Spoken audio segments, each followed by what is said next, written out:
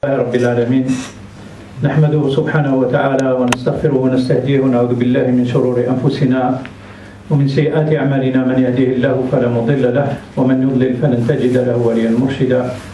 ونشهد أن لا إله إلا الله وحده لا شريك له ونشهد أن محمدا عبد الله ورسوله. اللهم صل وسلم وبارك على نبينا محمد وعلى آله وصحبه أجمعين. نسأل الله تبارك وتعالى أن يجعل جمعنا هذا جمعا مرحوما وتفرقنا من بعده تفرقا معصوما ولا يدع فينا ولا معنا شقيا ولا محروما. اللهم أعنا على ذكرك وشكرك وحسن عبادتك. اللهم اجعلنا من الذين يستمعون القول فيتبعون أحسنه. اللهم اهدنا فيمن هديت وعافنا فيمن عافيت وتولنا فيمن توليت وقنا واصرف عنا شر ما قضيت وبارك لنا فيما أعطيت. اللهم آتنا في الدنيا حسنة وفي الآخرة حسنة وقنا عذاب النار. الحمد لله رب العالمين. حديث حديث كأنه نبأ ينبئنا النبي صلى الله عليه وسلم، ولا يستطيع أي إنسان في الأرض يتنبأ بأمر إلا رسول الله صلى الله عليه وسلم، لأن الله هو اللي يخبره. هذا الحديث التنبؤي نذكره إن شاء الله بعد نشرحه بالتفصيل إن شاء الله بإذن الله تبارك وتعالى. نسأل الله تبارك وتعالى أن يعطيكم حسن الإصغاء ويعطيني حسن الإلقاء إن شاء الله. ففي هذا الحديث يقول الرسول صلى الله عليه وسلم: 5 إذا ابتليتم بهن وأسأل الله وأعوذ بالله أن تدركهن. ما ظهرت الفاحشة في قوم قط حتى يعلنوا بها إلا وفاش فيهم الطاعون والأمراض التي لم تكن مضت في أسلافهم الذين مضوا. وما نقصوا المكيال والميزان إلا أخذوا بالسنين وشدة المؤونة وجور السلطان. وما منعوا زكاة أموالهم إلا ومنعوا القطر من السماء ولولا البهائم لم يمطروا. وما نقضوا عهد الله وعهد رسوله إلا وسلط الله عليهم عدوا من غيرهم فأخذ بعض مما في أيديهم. وما لم تحكم أئمتهم بكتاب الله ويتخيرون مما فيه إلا وجعل الله بأسهم بينهم. تنبؤ الوقت اللي رانا عايشين فيه، كل هذا التفاصيل هذه نشوفها مع بعض إن شاء الله. ولكن ليتنبأ إلا ليخبر الله تبارك وتعالى، لأن لا يعلم غيب السماوات الغيب، لا يعلم ما في السماوات والأرض الغيب إلا الله، إلا الله يعلم الغيب. إذا كان الرسول صلى الله عليه وسلم قال نرى جاي عليكم زمان وفي هذا الأمور توقع إذا أنتم قمتوا، هذه نتيجة أصلها الفعل. إذا فعلتم كذا ستصيبون بكذا، إذا فعلتم كذا ستصيبون بكذا، لأن الله تبارك وتعالى هو الذي نبأه. C'est un hadith prémonitoire et la prémonition n'est pas valable et n'est pas juste et n'est pas exact dans notre vie. Il y a beaucoup de gens qui vont dire, je vais te dire une prémonition, mais ils mentent. Ne connaît l'inconnu que ce qu'il y a entre le ciel et la terre, ou l'inconnu du ciel et la terre dans le sens du verset, que Allah. Allah il dit. Et dans ce sens, le prophète sallallahu alayhi wa sallam, pourquoi il nous annonce des fois des choses comme ça? Il nous annonce des choses comme ça pour nous avertir, parce que c'est Allah tabaraka wa ta'ala qui lui a montré. Et c'est le hadith que je vais citer, c'est en fait des effets dus à une cause. En fait, il y a un effet, ensuite la cause ou la conséquence de cet effet, on va le voir. Le prophète sallallahu alayhi wa sallam, il dit 5 choses, il parle à ses compagnons, il leur dit 5 choses que je cherche protection si elles vous atteignent, et je cherche protection auprès d'Allah que vous ne vivrez pas jusqu'à l'atteindre. Il dit que la turpitude, dans le sens du hadith, la turpitude n'est pas pratiquée au sein d'un peuple ouvertement aux yeux de tous, sans que Allah tabaraka wa ta'ala, sans qu'ils seront atteints par la disette, par la dureté des approvisionnements et par la tyrannie du souverain. Je vais essayer de traduire en même temps, comme barakallahu fikum, vous comprendrez. Il dit aussi qu'ils ne diminueront pas le poids et la mesure sans que... pardon, je vais répéter. Le prophète sallallahu alayhi wa sallam, il dit que la turpitude n'apparaît pas au sein d'un peuple, qu'il la pratique ouvertement aux yeux de tous sans qu'il soit atteint par des épidémies et des maladies qui n'existaient pas chez leurs prédécesseurs, et qu'il ne diminue pas le poids et la mesure sans qu'ils seront atteints par la disette, la dureté de l'approvisionnement et la tyrannie du souverain, et qu'ils ne donnent pas, ils ne s'acquittent pas de la zakat, ils interdisent de s'acquitter de la zakat sans qu'ils seront privés de la pluie, et si ce n'était pas les animaux, il n'y aura pas de pluie. Et qu'il dit qu'il rompe le pacte ou le contrat avec Allah et avec son messager, ou entre eux-mêmes, et on va le voir, sans qu'Allah fasse qu'un ennemi différent d'eux va prendre une partie de ce qu'ils possèdent. Et que leur gouverneur ou leur souverain ou leur responsable, c'est-à-dire ne jugeront pas par le livre d'Allah, et qu'ils choisissent parmi le livre sans que Allah fasse que leur détresse soit entre eux, c'est-à-dire qu'ils se retournent les uns contre les autres. C'est un hadith prémonitoire. Quand on va aller un peu dans les détails, on va le voir, on va comprendre certaines choses qui sont dans ce hadith, parce que l'explication de ce hadith va beaucoup plus loin que ce qu'on pense. لماذا؟ إخوة الإيمان، أول شيء يقول لم تظهر الفاحشة في قوم قط حتى يعلنوا بها. والله يعني احنا نشوف راهي الفاحشة ظاهرة، يعني ما في كل مكان، وفي كل يعني وسائل الإعلام، وفي كل الوسائل تاع يعني التواصل الاجتماعي، وهذه حاجة يعني راهي ظاهرة حتى في الحدائق العمومية، حتى في كل مكان، يعني حتى في بعض الأحيان تحكم الحافلة تشوف يعني أمور اللي الله المستعان. إلا وفشى فيهم الطاعون. ما معنى الطاعون؟ هذا هو لب الموضوع. الطاعون كل ما يطعن به الإنسان، كل شيء يطعن به الإنسان هو طاعون. ويقال للطاعون الأمراض المستعصية المعدية. هذا هو البكري ما كانش يعني درك كي نقولوا طاعون يقولوا لابست. ولكن في وقت النبي صلى الله عليه وسلم كما قال عمر بن الخطاب يعني أفر من قدر الله إلى قدر الله، يعني قرية فيها طاعون. الطاعون مرض معدي. سلام ورحمة الله. مرض معدي. هذا المرض يؤذي الناس. كل مرض هذا يسمى طاعون. والأمراض التي لم تكن مضت في أسلافهم الذين مضوا، ما هو سببها؟ الفاحشة. الفاحشة. عندنا أمثلة يعني فيما قبل، ربي أعطانا أمثلة وإحنا ما خديناش العبرة. كان خرج السيدة يعني في وقت بعد ما ظهرت الفاحشة يعني وانتشرت، خرج السيدة وما عرفناش، ما كانش من قبل هذا المرض. نسينا، عاودنا رجعنا إلى ما كنا عليه، فهو الله سبحانه وتعالى فهو أعطانا مرض اللي ما كانش في أسلافنا الذين مضوا.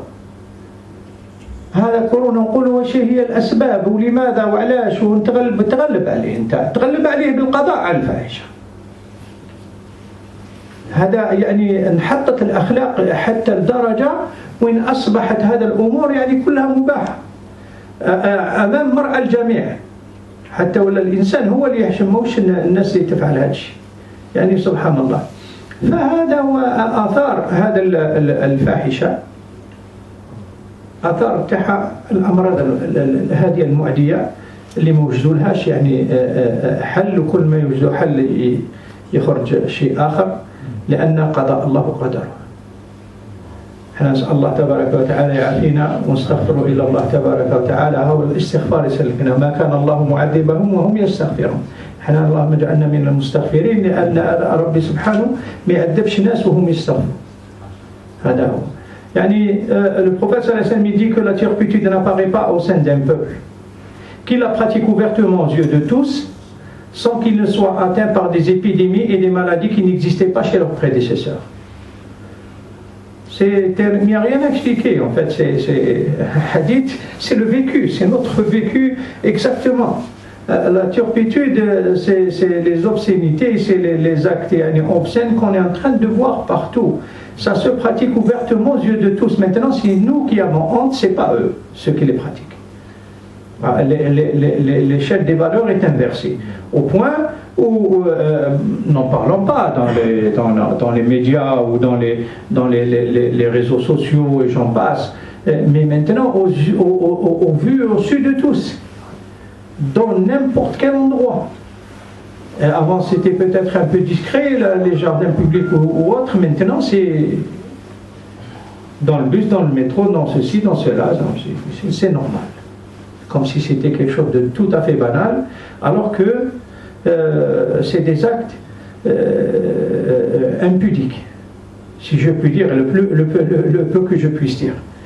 Et les effets de cette turpitude que le prophète sallallahu alayhi wa sallam nous a avertis, qu'elle n'apparaît pas au sein d'un peuple, ouvertement pratiquée, ouvertement aux yeux de tous, sans qu'ils soient atteints ou par des maladies qui n'existaient pas chez leurs prédécesseurs. On a eu l'expérience auparavant, on a eu le sida qui n'existait pas chez nos prédécesseurs. Et on ne s'est pas rendu compte, on est revenu à ce qu'on a juste, il a fallu un petit laps de temps qu'on oublie et on refait ce qu'on avait fait auparavant. Et nous sommes touchés par le Covid, maintenant. Et c'est la conséquence d'un effet, et c'est clair, net et précis pour nous. Alors que, sachez, ce qui va nous sauver, c'est juste implorer le pardon d'Allah. Dans ce sens, parce que Allah tabaraka wa ta'ala, il dit qu'il n'est pas, il n'est point, Allah n'est à point tel qu'il les châtie alors qu'ils sont en train d'implorer pardon. Et que voilà dans le sens du verset, Inch'Allah qu'Allah tabaraka wa ta'ala accepte notre pardon et nous évite les maladies ou les maux qui sont propagés. وما نقص المكيال والميزان إلا وأخذوا بالسنين وشدة المؤونة وجور السلطان. نقطة بنقطة. نقص الميزان والمكيال. نقصد بالميزان يعني الميزان الوزن كما يقصد به الحقوق، أخذ حقوق الناس. ونقص المكيال فكذلك أن الإنسان يعني يتحيل على الناس باش يأخذ من حقوقهم. احنا بكري كانوا يعني الميزان اللي كانت تشفوا عليه هذاك يوضع لك يروح يبيع لك يعني كذا مثلا يعني البطاطا ولا يوضع الميزان هكذا تقول وبعد يرفد ويحط لك هذيك يعني يحتال عليك. الآن راهم احنا طورنا عندنا نحتال بطريقة ذكية جدا. نعطي مثال صغير يعني علبة السكر تروح الكاش سوبر ماركت يعني ولا تروح علبة السكر بكري يعني تشوفها انت تقول يعني تسوى 1 يورو هذاك هو ثمن معقول ثمنها. الآن يبيعها لك ب1 يورو حقيقة، ولكن الوزن لو كان ترجع تشوف الوزن 750 جرام ماهوش كيلو طعام. نقص الميزان والمكيال، نقص الميزان والمكيال في كل الأمور، حتى في علبة الياغورت صغيرة، حتى في الآخر. هذا في جهة، هذا في جهة أخرى أكثر وأكثر وأكثر، حتى يبيعوا يعني مواد يشبعوهم بالماء. يعني كاين برامج يعني علمية وراهم في التلفزة حتى مثلا في الأجبان وفي الآخر الألبان يشبعوهم بالماء ويبيعوا لك يعني سبحان الله تشري نصف ماء. هذا أصبحت يعني معتاد عليها وأصبحنا نغش بعضنا بعض. فهذا الشيء هذا الفعل هذا النتيجة تاعو يقول الرسول صلى الله عليه وسلم أخذوا بالسنين. السنين هي منها الجفاف، هي منها يعني نقص المواد الغذائية، مواد الاستهلاك العام. ففي الجفاف والله يعني نقول لكم يعني في بعض الأحيان أنا نطلع على أمور، لأن الدنيا هذه عايشين في هذه الدنيا هذه، الإنسان واجب عليه باش يطلع على هذه الأمور. هذا في شهر 27 من شهر شوان المكلفة امرأة مكلفة بهذا الكوارث في الأونيو في يعني هذاك مجلس الدول العالمي. قالت لهم يعني رانا على وشك، اسمع مليح، على وشك من مرض معدي أكثر، يعني هذا نوتر بانديمي كما قالت هي باللفظ اللي استعملوه، مرض معدي كما هذا وباء. قالت لهم على وشك وباء، ولكن وباء العطش، لا سيشخيس partout dans le monde، partout dans البلاد اللي رانا عايشين فيها. في بعض البلديات راهم يديروا يعني يديروا الحجز على الماء، وراهم يعني الناس اللي يمنعوهم باش حتى يسقيوا الاخر تاعهم ولا يغسل السياره عنده يعني ديزاموند حتى يعني سبحان الله. في هذا الشيء هذا نشوفوا باللي راه جفاف راه في العالم كله، في العالم كله بطريقه يعني. فهذا السنين هذه فيها كذلك نقص المؤونة، نقص المواد الغذائية، حتى ولو نبتت. هاي جاء المطر ونبتت، نبت شيء. آفة أخرى يعني صعيبة جدا، أراهم فيروسات. وهنا يعني في البلد اللي أنا عايشين فيه، يعني باش ما نذكروش بلدين أخرى، نذكروا بلدان أخرى، نذكروا هذا. هنا فيروس في الطماطم، راهو يعني كما يقول الإنسان بالعامية راه يعني كلا كل الدنيا، حتى يعني أصبح يعني نقص الخطر، دقوا نقص الخطر على هذا الأمر. هذا الفيروس هذا أصبح يهلك مزارع منتوج الطماطم كلها. إذا كان يعني الحق المزرعة أتلف كل المنتوج. في بلدان المنتجة يعني للموز، شجر الموز يعني كاين بكتيريا راهي تحطم مزارع الموز كلها، والدواء ما كانش. هالمشكل ماهوش في المرض، في الدواء ما كانش. لا غريب افيار، غريب افيار دواجن والاخر وكل شيء. الكاكاو منتوجات يعني كثيره، وهذه دراسات علميه يعني راهي محطوطه في منشوره يعني في الصحف. هذه الدراسات العلميه كلها تبين لنا ان يعني حتى ولو المنتوجنا هذه السنين نقص في شده المؤونه. شده المؤونه، نقص السنين هي نقص في المواد وشده المؤونه. واحد فيكم ملاحظ هذه الايامات يعني مثلا انه يمشي للسوق يشوف باللي المواد كانت اللحم ولا خضرة ولا يعني مواد غذائية أخرى ولا كل أسعار ارتفعت. سبحان الله. عامين من قبل ما كناش هكذا، عام ونص يعني ملي بدات الأسعار ارتفعت كلها. وش هذه شدة المؤونة. أصبحنا نتحيلوا هو النتيجة تاعها الفعل هذا. وجور السلطان كي نكملوا بجور السلطان بكري يعني كانوا الجور السلطان يعني يكون يقهرهم ويتعدى عليهم. لا، الآن كاين قانون الحمد لله نتعدوا بطريقة أخرى ذكية جدا.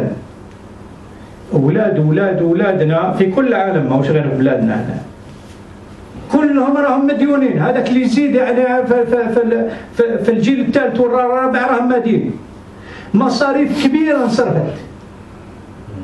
كاش واحد وكل واحد يعني قال كلفناك تصرف على الأمر.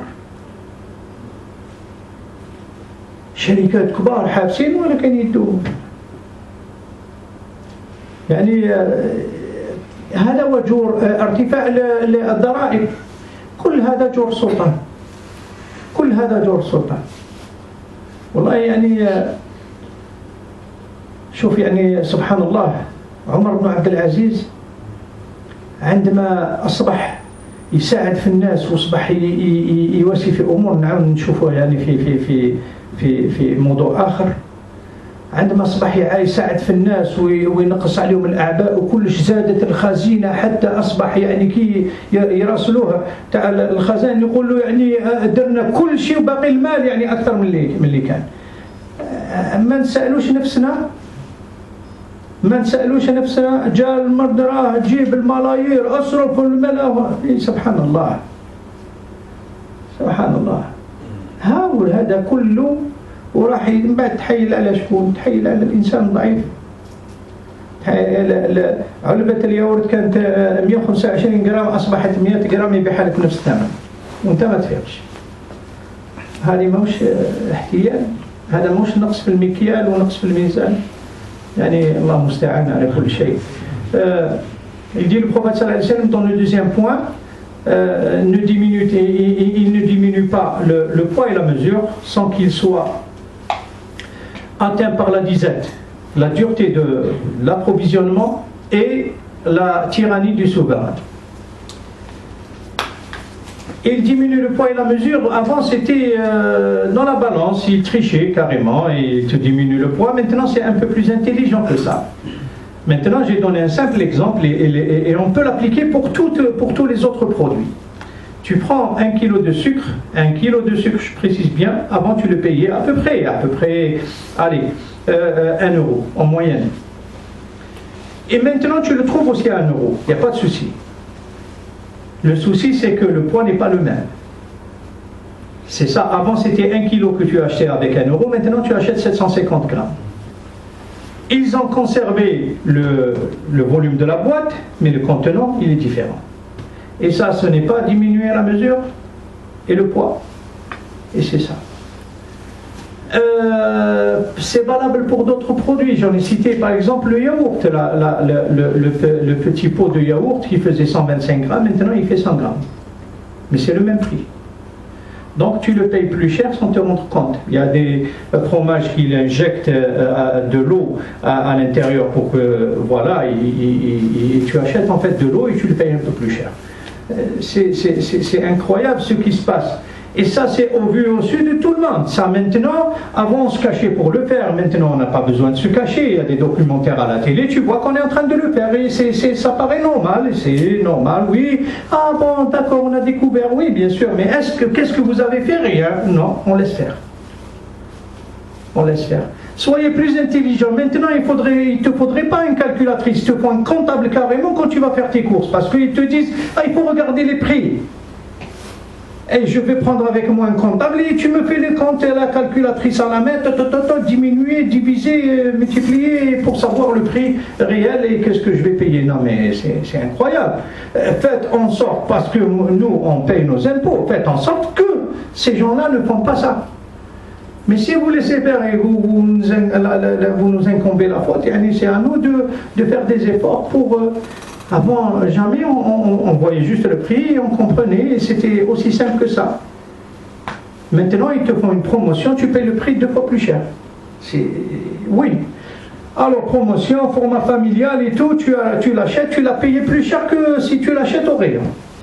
Oui, mais c'est ça. Il faut la mesure et le poids. Mais la conséquence, c'est quoi? C'est la disette. La disette, d'abord, c'est la sécheresse. Je vais vous dire ce qu'a dit la responsable des catastrophes auprès de l'ONU. Et c'est récent, en juin 2021. Dans une assemblée, le rapport final, elle aura dit « Nous sommes sur le point d'être atteints par une pandémie, mais cette fois-ci, il n'y a pas de vaccin. » C'est quoi cette pandémie? C'est la sécheresse. Partout dans le monde. Partout dans le monde, on ne comprend pas, tout ça vient. On va essayer de trouver des explications, réchauffement climatique, tout ceci, cela. Non, on le connaît, oui, mais c'est pas ça. Voilà, regardez. Regardez, il y a 15 siècles, il a dit le prophète sallallahu alayhi wa sallam, on n'a rien inventé. Il y a 15 siècles, le prophète sallallahu alayhi wa sallam l'a rapporté, que si vous faites ça, vous allez avoir ça. Et même si, admettons, il n'y a pas de souci, il y a de l'eau, allez, la plante elle pousse, elle est atteinte par un virus ou par des bactéries ou par des microbes, et c'est le cas. C'est le cas, et c'est avéré qu'ici en France par exemple, la tomate elle est atteinte par un virus, c'est des destructeurs. Toutes les plantations de tomates, elles sont anéanties par ce virus dès qu'il atteint une plantation. La grippe aviaire, elle détruit toutes les volailles. Et ça c'est après l'autre volaille, et on revient au deuxième point, la dureté de l'approvisionnement, c'est-à-dire que ces conséquences-là, les bananes aussi dans le monde, allez, c'est un champignon qui est en train de détruire l'arbre, le bananier lui-même. Et il n'y a pas de traitement pour ça. C'est ça le problème où il réside, c'est qu'il n'y a pas de traitement pour ça. Et ça, c'est dans des revues scientifiques, vous allez trouver, c'est des choses qui ont été publiées au vu aussi de tout le monde. Mais comme on ne s'intéresse pas, ça ne nous concerne pas, nous, à notre niveau, c'est-à-dire on ne va pas chercher loin. Mais c'est la conséquence, on la ressent. Quand le prix s'élève, le cacao par exemple, il est atteint aussi par des microbes et qu'il détruit des plantations de cacao. Donc ce qui est produit, on l'achète 2 fois plus cher. Et on se pose des questions, pourquoi le chocolat il a augmenté, entre autres. Et la dureté de l'approvisionnement, c'est quand on va au marché maintenant, on se rend compte que par rapport à juste il y a 1 an et demi ou 2 ans, les prix ont flambé pour tous les produits. Ils sont en train de les montrer à la télévision pour l'épiphanie ou je sais pas quoi. Le beurre il a augmenté pour la galette des rois. Le beurre il a augmenté, la farine, ceci, cela, et il faudrait vendre plus cher pour rentrer dans nos frais et tout. Qui c'est qui va payer ce plus cher? C'est le consommateur, bien sûr. Ça retombe toujours sur lui. Quand on va au marché, on se rend compte que les fruits et légumes, ils ont flambé. Quand on va chez le boucher, pareil. Quand tu vas faire tes achats dans un supermarché, c'est pareil. Le caddie que tu payais tant, tu le payes maintenant 1 fois et demi sans prix. Mais ça, c'est la conséquence. Et la tyrannie du souverain, pour arriver au 3e point, avant c'était carrément c'était le tyran, il sortait, il persécutait les gens, le souverain, et c'est ça. Maintenant non, c'est alhamdoulilah, il y a la loi, bon. On ne peut pas, mais intelligemment on peut, parce que c'est une tyrannie aussi le fait que 4 générations plus tard ils seront toujours endettés. On n'a pas donné une carte blanche, parce que depuis qu'il y a cette épidémie ou cette pandémie, les vannes, on dirait que c'est des vannes qui ont été ouvertes pour tout. Et parce que la pandémie, on apprend aussi. Les impôts qui augmentent, tout ceci, c'est ça la tyrannie d'une manière indirecte. C'est la tyrannie du souverain.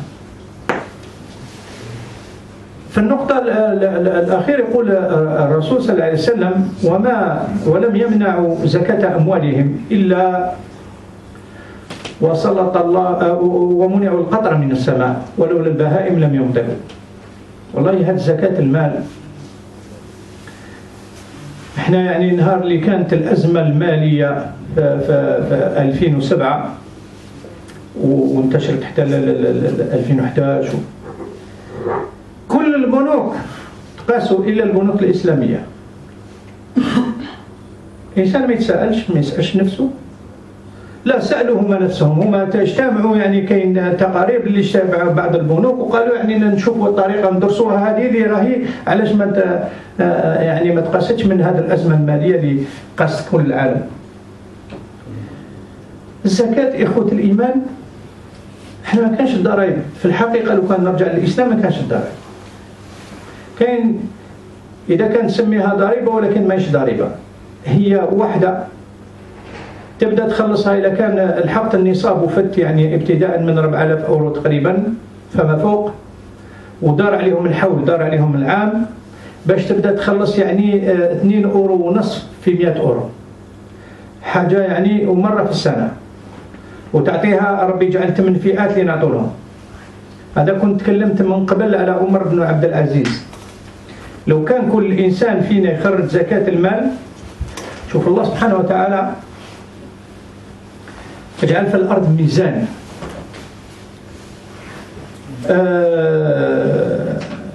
الإنسان اللي يمنع زكاة المال سيحرم في الدنيا والآخرة.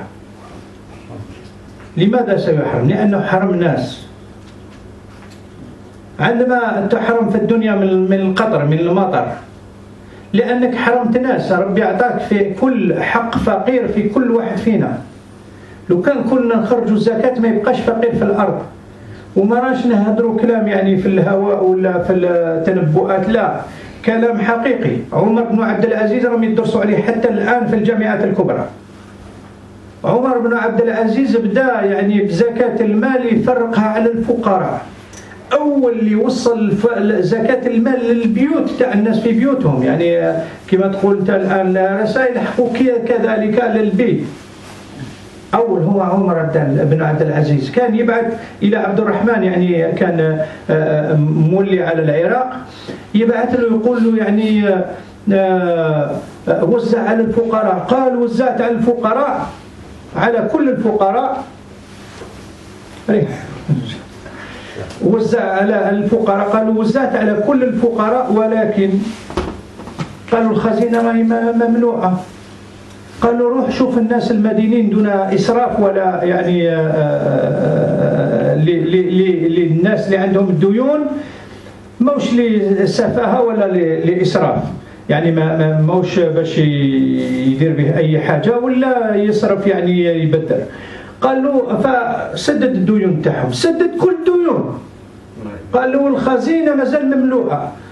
يعني سبحان الله، عاود كتب له قال له زوج الناس اللي لحقوا يعني باش يتزوجوا، زوج الناس كيف كذلك. يعني سبحان الله، قد كل ما يتقدم في شيء كل ما يزيد المال يفيد. هذه ما احنا ما نسألوش نفسنا.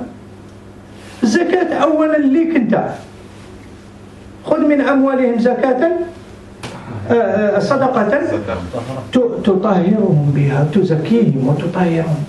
يعني تطهرك أنت من الخطايا تاعك، وتزكي لك المال تاعك، طهره. يعني سبحان الله، المستفيد الأول أنت. ولكن احنا نمنعوا نتحيلوا. أنا ما سألنا أسئلة يعني ما نتصورهاش الإنسان، يعني من بينها واحد قال لي أنا نخلص الضرائب ما نخلصش الزكاة. وش دخل من سبحان الله، يعني ما وش تجاوب كما في هذا الحال؟ يعني سلامة وخلاص. يعني سبحان الله، أمر يحيرك يتحيلوا ما يخلصوش الزكاة. إذا كان ما تخلص الزكاة أنت على بالك باللي التعبان يطوق عليك في القبر حتى يوم القيامة. له زبيبتان قال الرسول صلى الله عليه وسلم حتى يوم القيامة. يوم القيامة تكوى بها جباههم وجنوبهم وظهورهم. 50,000 سنة في الانتظار، وانت تحرق بجنابك ورقبتك وظهرك بهذا المال اللي كان عندك. أنا هو مالك. هذا حديث النبي صلى الله عليه وسلم. فهذا الزكاة نهيك على كل هذا الأمر. إذا كان منع الزكاة، منع المطر، منع القطر من السماء، ولولا البهائم لم يمطروا. جاء في الحديث إخوة الإيمان الإمام أحمد في مسنده، الرسول صلى الله عليه وسلم يقص قصة على سليمان عليه السلام. خرج باش يستسقي هو والقوم تاعه للاستسقاء، وجد نملة ملقية على ظهرها وتدعي الله تبارك وتعالى. قال لهم أرجعوا فقد سقيتم بدعاء غيركم. نملة لولا البهائم لم يمطروا. وش قال الرسول صلى الله عليه وسلم، يعني يأكد في هذا الأمر. لو كان ماشي البهائم هادو ما يكونش عندنا مطر، لأنه يعني ما من دابة في الأرض إلا وعلى الله رزقها. ربي يرزقهم هما، يعني لا حول ولا قوة لهم. احنا المشكلة فينا. وروح فهم الناس درك هذا الأمر هذا، يقول لك أنت قديم. سبحان الله، يعني لا حول ولا قوة إلا بالله. l'autre point, il dit que il n'empêche pas l'acquittement de la zakat, le prophète sallallahu alayhi wa sallam, il dit il n'empêche pas l'acquittement de la zakat sans qu'ils seront empêchés de la pluie. Et si ce n'étaient les animaux, ils n'auront pas la pluie. Zakat, quand on parle de la zakat, c'est en fait, allez, assimilons-la à un impôt. Parce que c'est le seul impôt qui existe en islam, dans la religion musulmane, c'est le seul impôt qui existe. Il faudrait que tu atteignes d'abord un certain seuil. Actuellement, c'est 4 000 € à peu près. Au-delà, et il faudrait que ces 4 000 €, tu les as pendant un an. Et que tourne l'année sur eux. Et une fois que tu as atteint ce seuil et que l'année suivante, tu les as toujours, tu commences à donner pour 100 €, tu donnes 2,50 €. Si tout le monde, parce que pourquoi ils sont privés de pluie? Allah, est-ce qu'il est juste ou il n'est pas juste? Il est juste, Allah tabaraka wa ta'ala. Pourquoi il les prive? Parce qu'ils ont privé des autres. Parce que Allah, il a fait en sorte que toute la richesse, elle va combler le besoin des pauvres. L'exemple, on est clair, net et précis. C'est des études qui sont en train de se faire sur Omar ibn Abdel Aziz. Ils sont en train d'étudier cette méthode économique qu'il pratiquait. Il a eu un petit règne, mais plein d'enseignements.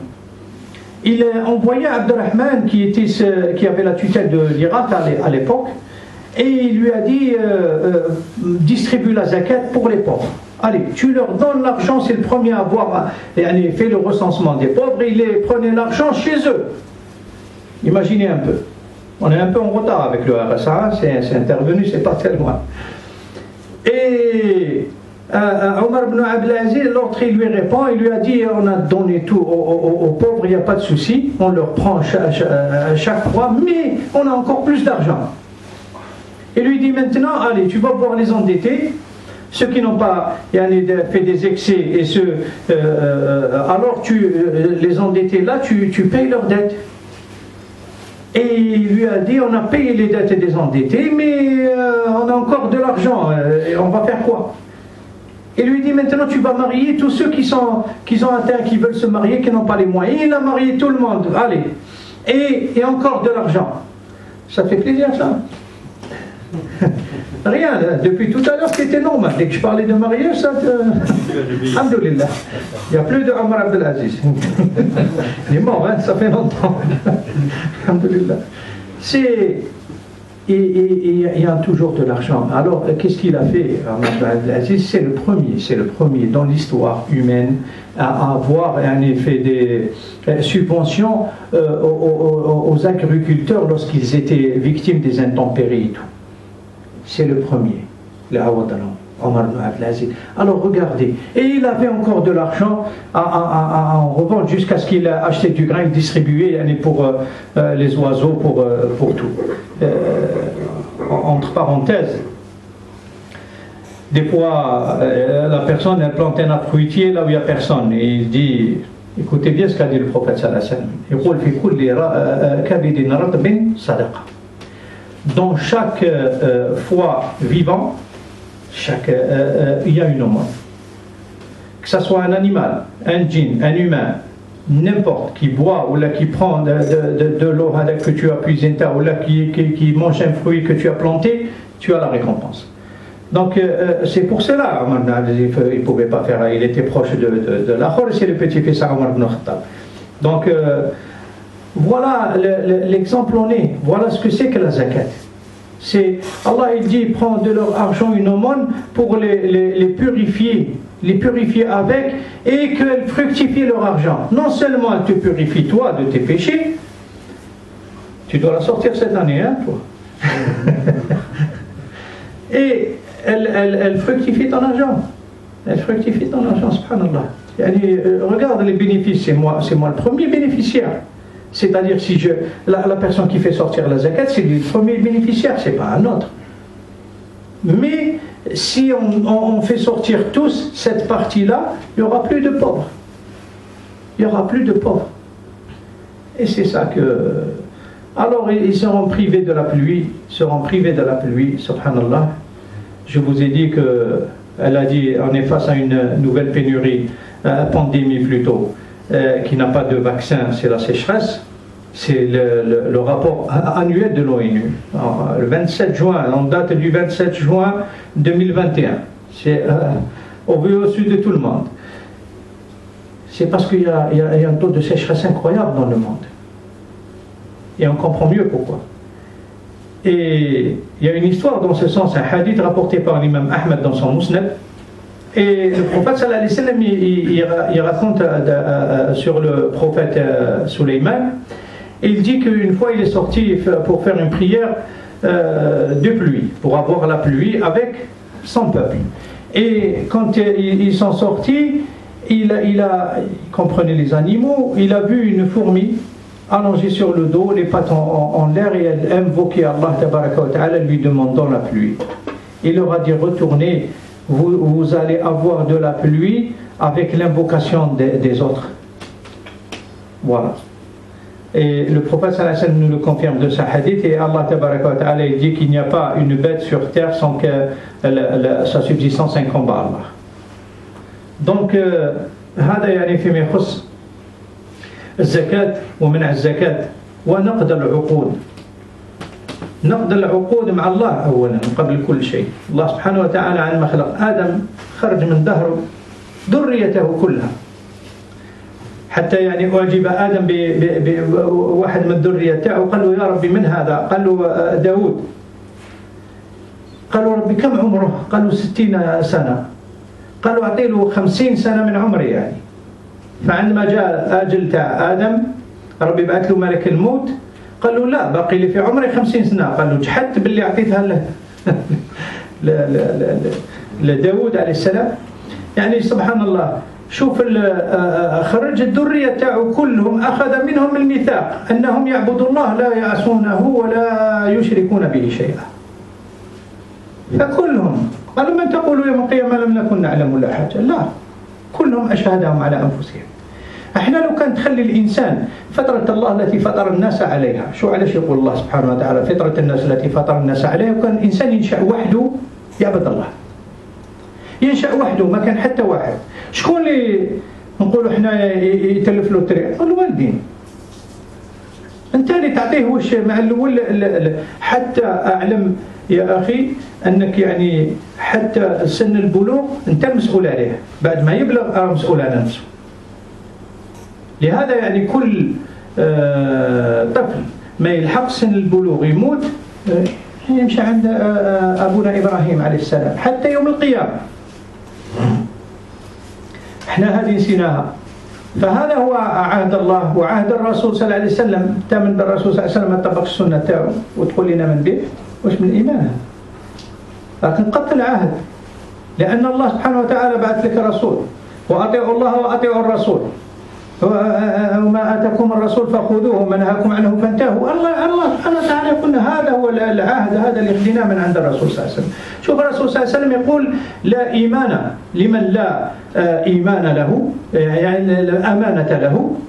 الانسان اللي ماهوش مؤتمن لا ايمان له، لا ايمان لمن لا امانه له، ولا دين لمن لا عهد له. انسان يخلف العهد. احنا هذه اصبحنا الان العهود بيننا والعقود هذه بيننا كلها خاطئه، وكلها يعني تقريبا الا ما رحم ربي القليل القليل، يعني كلها فيها احتيال وغش وكل شيء. يعني تدير حتى كونترا مع شاء الاخر تصيب روحك، دير تونجاجي في تليفون، تونجاجي في الاخر، حتى تصيب روحك في مشاكل كبار وانت سنيت على روحك بيدك. يعني هذا مش نقض العقود هذه من هذه الناحية. وهذا وش يسبب؟ الله سبحانه وتعالى، وهذا مثال تشوفوه يعني بالعين المجردة أكثر في بعض البلدان لو نحكي عليه. الله سبحانه وتعالى يقول الرسول صلى الله عليه وسلم أن الله يسلط عليهم عدوا من غيرهم فيأخذوا بعض مما في أيديهم. العدو من الغير يقدر يسلف لك دراهم ويدي عليك الفائدة، يقدر كما بعض البلدان بلا ما نسميوهم كلكم تعرفوهم البترول تاعهم ما يسالوش فيه. هذا ماشي عدو من غيرهم أخذ بعض مما في أيديهم. هاو في عندهم كاين ناس عندهم يعني مناجم، وعندهم يعني واحد عنده الذهب، واحد عنده الألماس، واحد عنده البترول، واحد وما يسالش فيه كليا، يجوا ياخذوا له منه ويجيوا رايحين فرحانين وهو فرحان كذلك. يعني شوف هذه الأمور هذه راهي صعيبة جدا، والعواقب تاعها خاصة أصعب. Il dit que dans le sens de rompre le pacte ou les contrats avec Allah et avec son messager, ou même entre eux, sans qu'Allah fasse qu'une personne qui est étrangère, qui leur est étrangère, prend une partie de ce qu'il possède. Et ça, il faudrait d'abord commencer par le commencement. C'est quoi le pacte avec Allah? C'est de l'adorer et de rien lui associer. Allah tabaraka wa ta'ala, lorsqu'il a créé Adam alayhi salam, il a fait sortir de son dos toute sa progéniture, jusqu'au dernier être humain sur terre. Et il les a fait témoigner contre eux, et prend leur pacte, un pacte solennel, qu'ils vont l'adorer sans rien lui associer. Comme ça, il leur a dit qu'au jour de la résurrection, vous n'allez pas me dire que je ne savais pas. Si tu laisses une personne, Allah il dit la nature saine qu'il a créé la personne sur cette nature. Cette nature saine, c'est-à-dire que si tu le laisses tout seul, parce que nous on veut modeler, on les modèle à notre façon et on se dit pourquoi ils sont comme ça. Il est pas né comme ça. Laisse-le tout seul et tu verras. C'est l'expérience. Le prophète Allah il a dit qu'il les a créés sur une nature saine. Une nature saine, si tu le laisses tout seul, il va adorer Allah. Il ne va pas faire le mal, il va ceci, cela. Mais sachez qu'ils sont dépendants de nous jusqu'à l'âge de la puberté. Après, il est responsable de lui-même. Dans la religion, c'est-à-dire après la puberté, c'est lui-même qui... tout ce qu'il y a comme bonne action, mauvaise action, c'est pour lui. Mais avant, c'est nous. Si c'est une bonne, c'est nous. Si c'est une mauvaise, c'est lui. C'est nous aussi. Donc c'est pour ça qu'il faut qu'on ait une responsabilité. Et que le pacte avec le prophète sallallahu alayhi wa sallam, pareil, bon, lorsque je disais le pacte avec le prophète sallallahu alayhi wa sallam, Allah il nous a demandé de lui obéir. Obéissez à Allah et à son messager. Il nous a, Allah tabaraka wa ta'ala aussi dit ce qu'il vous a amené, prenez-le. Et ce qu'il vous a interdit, interdisez-vous-le. Donc c'est dans ce sens qu'on a rompu ce pacte. Et le pacte entre nous, j'en parle même pas. Maintenant, vous voyez les contrats qu'on est en train de contracter un peu à gauche et à droite. Il y a tout le temps, tu crains la chose qui va arriver derrière. Tu payes, tu ne sais même pas pourquoi. Parce qu'il y a des choses qui sont cachées. Avant, tu payes un contrat pour quelque chose de normal et voilà. Tu payes une assurance, c'est 35 €, je ne sais pas, c'est un exemple, mais 10 €, tu payes 10 € toute l'année. Maintenant, tu commences à 10 et tu finis à 200 et tu ne comprends pas pourquoi.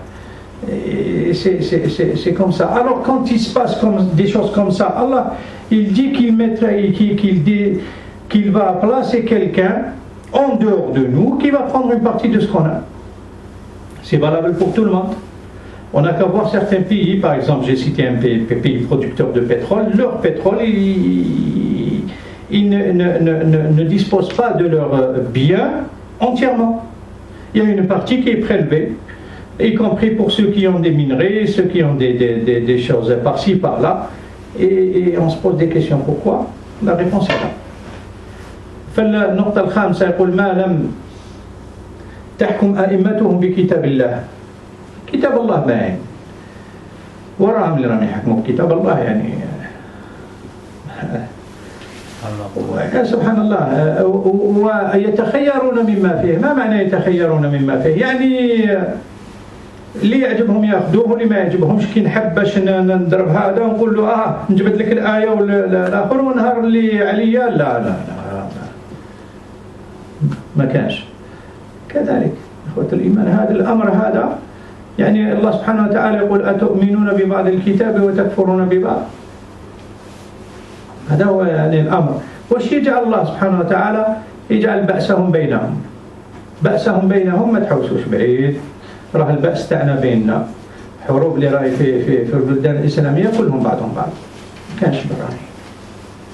يعني هؤلاء البأس تاعنا بيننا وفي كل الأمور حتى يعني في كل بلاد في أنحاء العالم البأس تاعهم بينهم أسأل الله تبارك وتعالى أن ينجينا من هذه الأمور إن شاء الله. Le dernier point, ils disent que leurs responsables ne jugent pas par le livre d'Allah et qu'ils choisissent ce qu'il y a dans ce livre. Dans quel sens? Dans le sens où non seulement, bon, je ne parle même pas de ceux qui, c'est-à-dire qui le pratiquent à 100%, il n'y a pas. Bon, soyons clairs avec nous-mêmes. Ensuite, il y a d'autres qui choisissent ce qu'il y a dans ce livre, c'est-à-dire que en fonction de notre besoin, si j'ai envie d'attaquer un tel, je lui sors un verset, mais si c'est contre moi, non, il n'y a pas de souci, c'est dans ce sens. Et Allah, il nous dit dans le sens du verset, vous croyez en certains, c'est-à-dire parties de ce livre, et vous ne croyez pas en certaines autres parties. Donc, dans ce sens, qu'est-ce qui se passe?